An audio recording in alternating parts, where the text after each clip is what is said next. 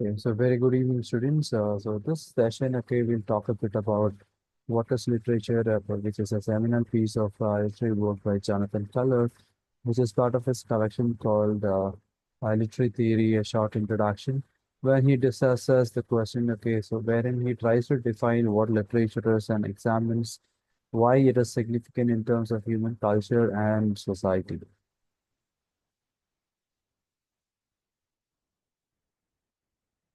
Okay, to start with, okay, yeah, to start with. Uh, Jonathan Culler starts by questioning why the definition of literature has been a major concern for literary theorists. One reason that he cites is it's because of the interdisciplinary nature of theory. So, because literary theory it borrows heavily from other fields of science like psychology, philosophy, linguistics, history, and political theory. So, these disciplines it deals with concepts and issues that transcend the boundaries of what we call as literature. And since theory draws from many areas, it doesn't focus on whether a theory is literary or non-literary. In other words, the question of what counts as literature may seem less relevant when theories are engaging with a wide range of areas of study. And blurring of literary and non-literary texts in terms of critical studies uh, involve both reading literary and non-literary works. For example, the distinction between literary and non-literary text doesn't seem crucial in studies because both can be analyzed through certain similar frameworks. For example, studying the images of women in earlier 20th century, where one can examine both Virginia Woolf's novels from the perspective of literary text, as well as the same researcher can analyze Freud's case studies as a non-literary text. So there is a blurring of literary and non-literary text. So which is another reason why defining literature itself is crucial. Then, okay, Color goes on to talk about the idea of literariness. Literariness is something that is usually associated with literature, but Jonathan Color, okay, goes beyond stating that the term literariness it refers to qualities that are usually related with literature, such as narrative structure, metaphor, and rhetorical devices. But Jonathan Culler argues that these literary qualities are not just exclusive to literature, but also fundamental to non-literary discourses like history and psychoanalysis. So the blurring of boundaries between literary and non-literary forms challenges the traditional distinction between them. So it can be argued that even non-literary texts can be considered as a literary text, contributing or adding to the literariness of a non-literary text. Now he goes on to talk about why defining literature is complicated.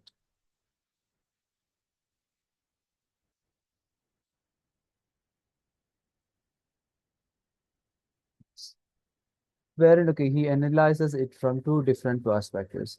How a child um, looks at literature and how is it different from a literary theorist. For a young child, the question is the in question of inquiry of what literature is something that is straightforward, and for the child, it is like literature is a collection of stories, poems, and plays. So this reflects the understanding of literature as a collection of genres. But from a perspective of a literary theorist, the question is much more nuanced and prompts a deeper understanding into the nature of literature itself. This shift from a simple definition leads to an analytical exploration of defining what literature is, making it more and more complicated because literature, uh, it can be because okay, literature is not something that it's just a collection of genres. literature, okay, it serves different purposes. And okay, this particular essay, it highlights difficulty literary theorists face when they are trying to define what literature is. So because the vast diversity of literary works complicates the task of identifying the shared characteristics that could serve as distinctive features. And moreover, the theorist inquiry involves comparing literature to other forms of expressions like songs or autobiographies to understand the qualities that are unique to literary works. So, Jonathan Culler, in this essay, he tries to imply that literary forms can be difficult to categorize as they often share traits with the non-literary text, leading to ambiguity in terms of classification of what literature is. Yeah. From the perspective of history, Jonathan Culler tries to identify how the term literature, okay, it encompasses a broader category of writing, starting from scholarly and rhetoric works, rather than imaginative and artistic writing we typically associated with literature right now. So prior to the 1800s, literature simply referred to writings or bookish knowledge. The change in definition correlates with the influence of German romantic theorists who began to shape the modern conception of what literature is. So there was a change in the understanding of what literature is through the course of history because uh, the term literature, okay, it's always subjective to cultural traits. So the idea, moreover, Jonathan Culler in this essay introduces the subjective nature of literary classification, suggesting that literature is shaped by values and context of the societies that produce it. Yeah. Then, okay, the Jonathan Culler goes on to talk about the different conventions that exist in terms of literature. When he starts off with talking about the hyper-protected cooperative principle, which is again rooted in the broader cooperative principle that governs everyday communication. For instance, in regular communication or discourse, communication it basically relies on the assumption that participants of are cooperating, meaning that okay, one person, what one person says is relevant to the uh, conversation. In the context of literature, the principle of hyperprotected cooperative principle, meaning that readers extend a higher degree of trust towards the text or they develop a bond with the text. So literary narratives are expected to have relevance and significance even if they appear obscure or irrelevant. Yeah. Then he goes on to talk about how literary narratives are narrative display text, wherein he says that literary narratives are stories whose value lies not in the information they provide, but in their tellability or the ability to engage, amuse, or provide significance to the listener or reader. So, for example, okay, for instance, unlike testimonies in terms of code, which are judged by their truthfulness and direct relevance, literary narratives are appreciated for their structure, creativity, and their experience that they offer to the reader. Yeah. Next, okay, in this essay, the author goes on to talk about how literature forms a foregrounding of language. So wherein he talks about how literature emphasizes its own use of language, making the reader aware of language itself rather than just the content. For instance, in everyday communication, language is often a transparent medium through which they convey the information. However, in literature, language becomes a focus if it's made strange or noticeable. Yeah.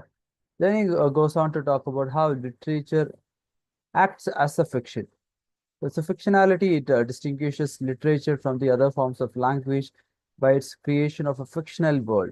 When we read literature, we understand that we are engaging with a narrative that may not directly reflect reality. So the characters, events, or even the voice of the narrator can be part of the fictional construct. And literature can also be an aesthetic object. So, literature is often appreciated for its aesthetic qualities, how it combines form and content to create something beautiful or provoke a thoughtful experience. So, the idea of purposiveness without purpose suggests that while literature is carefully constructed to achieve a certain effect, this effect is not tied to a practical goal. Instead, the purpose of literature is often to provide a sense of pleasure or contemplation that it evokes upon the reader. And towards the end of this essay, he goes on to talk about the paradox that exists within literature. Okay. When he talks about how there is a there is a paradox between how literature differed from the conventional use to the current era, which is mostly disruptive. So on one hand, literature, it adheres to the existing conventions and formulas. For example, like the sonnets with a proper rhyme scheme and novels with a proper structure. On the other hand, literature is also something that is very much floating. The very own conventions that existed in the past, pushing boundaries and often challenging norms. And literature at times it critiques itself and it lives by exposing and criticizing its own limits.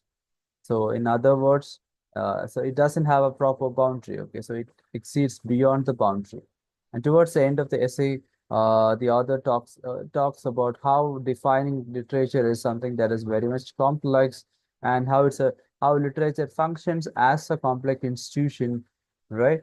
As it arises from the desire of critics and theorists, and how they try to define literature in a way that promotes certain critical methods while dismissing others. And one of the important things that you should always remember is the concept of literariness, how literariness sets literature apart from the other forms, how literariness is found in other non-literary forms. So with that note, okay, we'll end this session. Thank you and have a good day.